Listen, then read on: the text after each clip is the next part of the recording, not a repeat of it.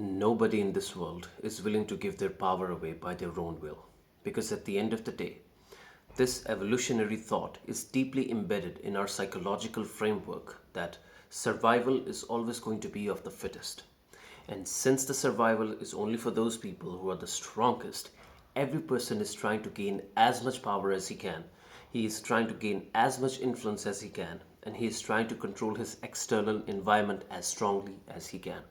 Now, they are doing it according to their intellectual and physical capabilities, but in this hierarchical system of social dominance, every person is trying to level up.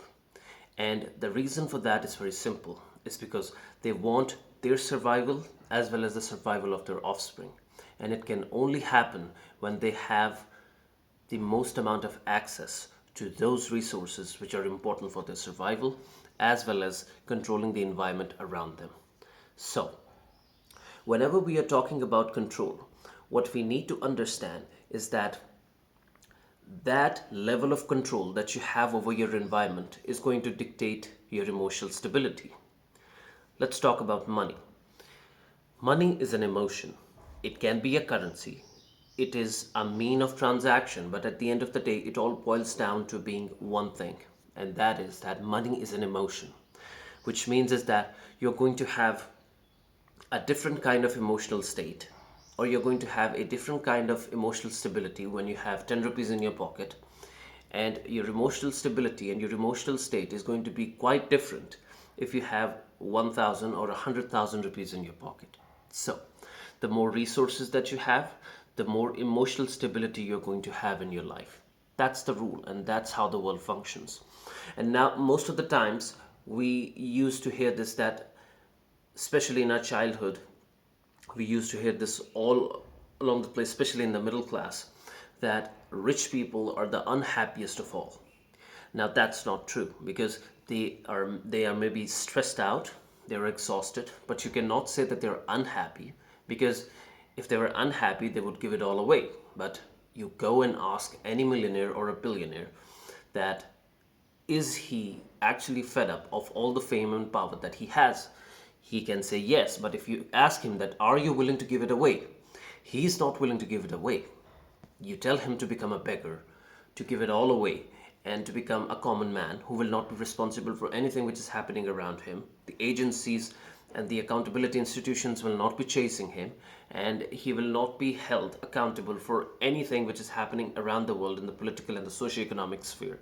All he has to do is to give up all the power that he has and all the influence that he has, and he's good to go. He's not willing to do that. Nobody in this world is willing to give their power away by their own will, because that power is synonymous with access to most amount of resources, gaining influence over your environment, and controlling your circumstances. And that's the ultimate form of power. That is the ultimate form of emotional stability, and that is the ultimate form of influence. Now, most of the times we look around us, who are conceived those people who are perceived to be moralists, those people who are actually preaching morality, and especially these people who are preaching this morality, they are the people that will come up with such political narratives that there is a set of political elite, or there is a set of wealthy corporate institutions who actually control the ups and downs of the world, who control everything from the clouds to the nitty gritty, and they have absolute influence over everything which is happening in the world in a sociological sense, in a political sense, or in an economic sense. And they are telling the masses that these people are actually eating their resources, and they will have to get rid of them if they want to get free. And in that way, they gain a huge, massive support in terms of political sense, so that they can come into power and they can replace those powerful elites. But even those moralists who are preaching this notion that power should be equally distributed among the masses, they are not preaching such notions because they love the common man. They are preaching these notions because they hate the rich and they want to replace them. And once they come into power, they are going to impose policies which are going to wipe those elites out of existence. That's not because of the love of the poor, it is because of the hate that they have towards those rich people. So even those moralists who are preaching the morality and who are telling us that the power should be distributed equally among all the individuals, they are also looking for power, and they're also looking to gain and grab that power from those rich people who they hate with all their heart and mind. And even in the democratic states, in the democratic institutions, or in a democratic form of government, where we always see that power is decided through the vote, the power is actually driven by the aspirations of the public, where public have a strong involvement in the process of government making, and they believe that their representatives are sitting in the seats of the government and they are making decisions for them. Now, just answer this question of mine. Let's say there is a scenario that there is a state in which 100 people live, and in those 100 people, 51 of them vote for one candidate and 49 of the others vote for another candidate. Now, especially that specifically the person who got those 51 votes is going to win, because that's how democracy works. Now, what's going to happen is that that candidate who has won, is he going to make such policies which are going to appease his vote bank, or he's going to make those policies which are going to appease those people who voted against him? And the answer is going to be absolutely clear. He's going to make those policies which are going to make his vote bank happy, so that he can also secure their confidence in the upcoming elections. Now, what's going to happen is that in political differences, the people who consider a political thought to be true absolutely hate, despise, or just, even if we try to find it at a minimal level, they repulse. They're repulsive towards those people who hold other political thoughts. And that is a very, very perfect situation for any politician to be in.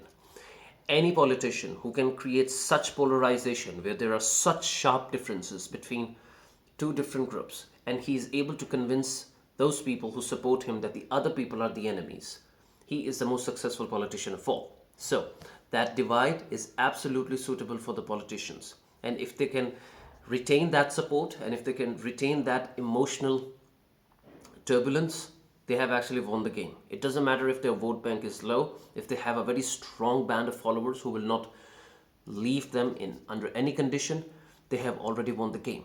So even in the democratic states, where we think that everything actually runs through the consent of the public, and where there is nothing like in the old times when we used to see that kings were actually coming with their armies and they were conquering the whole cities or the whole communities or the whole countries. That doesn't happen in this democratic state of government. Trust me. Only the names have changed. Maybe that physical warfare has changed into some psychological maneuvering, but the underlying emotion remains the same. Every group is trying to gain as much power as they can, and they're not willing to give it away. And this same thing happened in the past when the kings were ruling the cities or the communities, the countries. A noble cause has always been considered as something important, while a king is trying to convince the masses that he has all the rights in the world to rule over them. And that's where divinity comes in. That's where when a king claims that he has a divine right and his offspring has a divine right to rule over a community.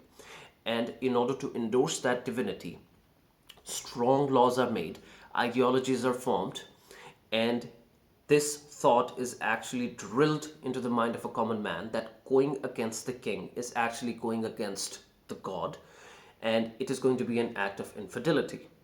And in that way, the kings have always remained within power, and they have convinced the masses that they are the real ones who are supposed to rule over them. So, all of this discussion boils down to this one agenda, and that is power is a rare commodity, and everybody in this world is trying to gain as much power as they can. Because, from an evolutionary perspective, the one who has the most amount of power is going to live the longest. So, power is never given, it is always taken.